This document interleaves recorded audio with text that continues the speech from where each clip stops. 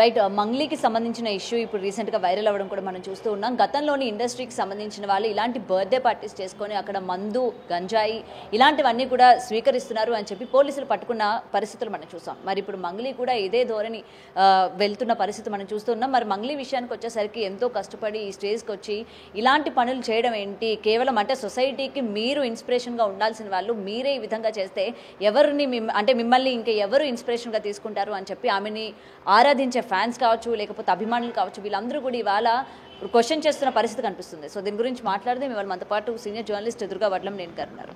Hi ma'am.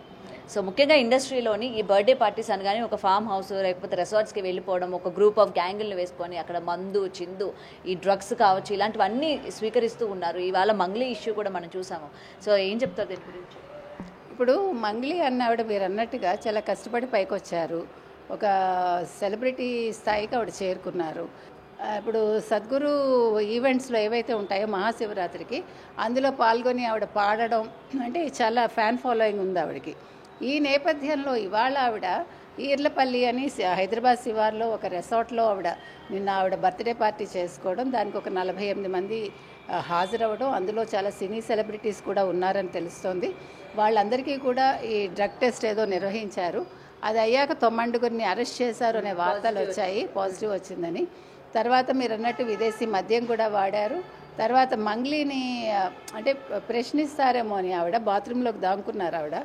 దాంకుంటే ఒక అతను video తీస్తుంటే మీరు ఆపేసేయండి, మీరు వీడియో తీయడానికి వీల్లేదు అని అంటే, అతను నా ఉద్యోగాన్ని మీరు ఎందుకు ఆపుతారు, నా డ్యూటీ అది, నేను తీస్తాను అని వాళ్ళిద్దరి మధ్య వాగ్వాదం కూడా చోటు చేసుకుంది.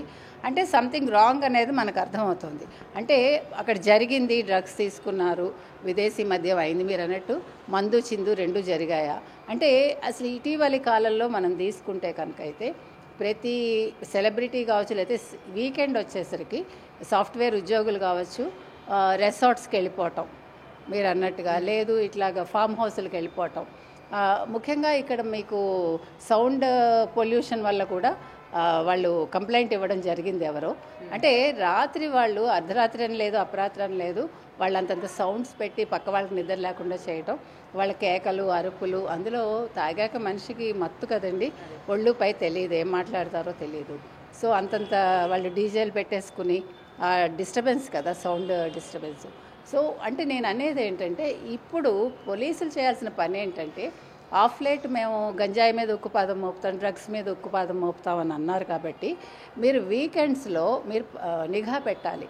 ప్రతి ఏమంటారు ఫామ్ హౌస్ కావచ్చు, లేకపోతే ఇట్లాగా రిసార్ట్స్ కావచ్చు, ఎందుకంటే అక్కడ మీకు దొరుకుతారు కాబట్టి. ముఖ్యంగా దీని మీద ఎప్పుడైతే మీరు కంట్రోల్ చేస్తారో ఇవన్నీ కూడా ఈ డ్రగ్స్, గంజాయి ఇలాంటివి విచ్చలవిడిగా మీకు సరఫరా కావు. ఇప్పుడు మంగ్లీ లాంటి వాళ్ళని చూసి చాలామంది నేర్చుకుంటారు. మంగ్లీ ఒక సెలబ్రిటీ అయ్యారు. ఆ మధ్య కాలంలో ఆవిడ ఒక లేఖ కూడా రాసింది, నాకు కడుపు కొట్టకండి, నాకు పాడుకునే అవకాశం ఇవ్వండి అని. ఎందుకన్నారంటే అంతకుముందు రామ్మోహన్ నాయుడిని ఆవిడ కలవటం జరిగింది ఒక దేవాలయం ఇన్సిడెంట్లో. సో దాని మీద చాలా కాంట్రవర్సీ వచ్చింది. వైఎస్ఆర్సీపీని అన్న వ్యక్తి సపోర్ట్ చేస్తూ ఉన్నారు. అదే ఇక్కడ అప్పుడు ఆవిడ ఆ లెటర్లో ఏం రాశారంటే, నేను ఎవరికైనా పాడతాను, నాకు చంద్రబాబు నాయుడు గారు అంటే చాలా ఇది అని మాట్లాడింది. కానీ ఎలక్షన్స్ ముందు ఆవిడని పాడమంటే నేను చంద్రబాబు నాయుడు పేరు కూడా ఉచ్చరించను అని చెప్పింది ఆవిడ. అది ఆవిడ మర్చిపోతారేమో కానీ ప్రజలు మర్చిపోరు. కాబట్టి సరే, ఒక పార్టీకి మీరు కొమ్ము కాస్తారా కాయరా, మిమ్మల్ని ఎవడు తొక్కడు, మీకు టాలెంట్ ఉంటే ఎవరైనా పిలుస్తారు. కానీ మీకు రెస్ట్రిక్షన్స్ ఉన్నప్పుడు అవతల వాడు మళ్ళీ మిమ్మల్ని పిలవాలి, మీతో పాడించాలి అనుకోవడం మాత్రం తప్పు. తెలుగుదేశం వాళ్ళు పిలవాలి అని కోరుకోవడం కూడా తప్పు, కూటమి ప్రభుత్వం. కాబట్టి ఇక్కడ మనం చెప్పేది ఏంటంటే, మంగ్లీ లాంటి వాళ్ళకి మీరు సెలబ్రిటీలు అయ్యాక మీరు ఆ పేరు నిలబెట్టుకోవడానికి ప్రయత్నించండి. అది చాలా కష్టం. మనం ఎన్నోసార్లు చెప్పాం, మీరు ఒక స్టేజ్కి వెళ్ళడం చాలా ఈజీ, వెళ్ళాక ఆ స్టేజ్ని నిలుపుకోవడం కష్టం. కాబట్టి మీలాంటి వాళ్ళు మిగతా వాళ్ళకి ఆదర్శంగా ఉండాలి తప్ప ఇట్లా పట్టుబడి అంటే మీకు ఇప్పుడు ఇది కొన్ని రోజుల్లో మళ్ళీ ప్రజలు మర్చిపోతారు, అది వేరే విషయం. కానీ ఒక బ్లాక్ మార్క్ ఉండిపోతుంది కదండి. ప్లస్ మీరేం చెప్తున్నారు సమాజానికి, మీరేం సెట్ చేయబోతున్నారు సమాజానికి మీ వల్ల. కాబట్టి ఇలాంటి అంశాల్లో వీళ్ళు ఆలోచించుకోవాలండి. బర్త్డే సెలబ్రేషన్స్ అంటే తాగాలి, గంజాయి తీసుకోవాలి, లేదు డ్రగ్స్ తీసుకోవాలి కాదు, మంచి పనులు చేయొచ్చు, గుడికి వెళ్ళొచ్చు. మీకు గుళ్ళు గోపురాలు ఇష్టం కాబట్టి మరి అది మానేసి ఇట్లా చేయటం ఏంటి అని ప్రజలు అడుగుతున్నారు. అండ్ మేడం ముఖ్యంగా ఈ సెలబ్రిటీస్ ఒక స్టేజ్కి వచ్చిన తర్వాత మనం ఎక్కడి నుంచి వచ్చాము, మనం ఎంత కష్టపడి వచ్చాము, అండ్ ఈ ఫేమ్ రావడానికి ఎన్ని సంవత్సరాలు పడింది అనేది కూడా వన్స్ ఫేమ్ వచ్చిన తర్వాత పక్కన పెట్టేస్తూ ఉంటారు. ఇలాంటి ఇష్యూస్లోని ఈ మధ్య కాలంలో సెలబ్రిటీలు ముఖ్యంగా కష్టపడి వచ్చిన వాళ్ళు ఇలాంటి వాటిలో ఇరుక్కోవడం మనం రోజు చూస్తూ ఉన్నాం, అంటే ఇలాంటి ఇష్యూస్ వచ్చినప్పుడు. సో ముఖ్యంగా అలాంటి వాళ్ళకి ఏం చెప్తారు?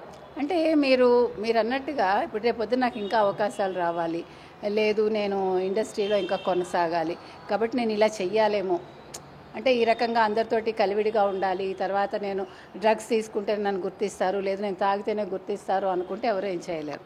అవి లేకుండా కూడా మీ క్యారెక్టర్ని బట్టి మిమ్మల్ని అందరూ కూడా రెస్పెక్ట్ చేస్తారు. సో ఆ గౌరవం నిలుపుకోండి. నేను చెప్పేది అది. దానికోసమని మీరు ఇలా తప్పుడు మార్గాల్లో వెళ్ళక్కర్లేదు, మిమ్మల్ని మీరు ప్రొజెక్ట్ చేసుకోక్కర్లేదు. ఒకసారి మీకు మీడియా వచ్చాక మీడియాని మీరు కంట్రోల్ చేయాలనుకోవటం కూడా సబబు కాదు, ఎందుకంటే అది వాళ్ళ ఉద్యోగం. మీరు బాగున్నప్పుడు మీరు ఎట్లా ఇంటర్వ్యూలు ఇచ్చేసి మీ గురించి వెయ్యమంటారో, బాగులేనప్పుడు కూడా వాళ్ళు వేస్తారు. మీరు ఇవన్నీ ముందే ఆలోచించుకోవాలి. వాళ్ళు వచ్చి తీయటం తప్పు అనే కంట మనం చేయటం తప్పు అని మనం అనుకుంటే ఇంత దూరం రాదు. Thank you ma'am.